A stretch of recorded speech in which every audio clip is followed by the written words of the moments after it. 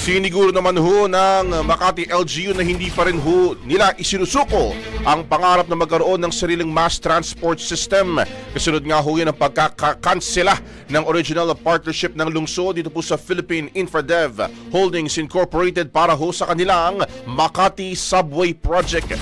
Umatraso kasi ang kumpanya dahil ilan sa mga planadong istasyon at depot ng subway ay napasama na nga ho sa bagong teritoryo ng Taguig City. Base ho yan sa ruling ng Supreme Court.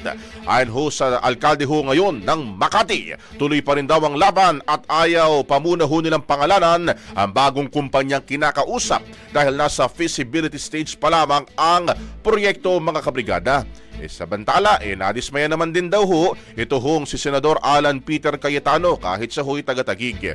Git niya, kailanman hindi naman daw tumututol ang Taguig sa proyekto at hindi naman daw kailan formal na kinonsulta ang kanilang LGU hinggil sa usapin na yan. Rapido, Brigada Balita Nationwide. Ang bahaging ito ay hatid sa atin ng Standout ES4 Capsule. Simulang tuparin ang pangarap ng iyong anak. And stunting now!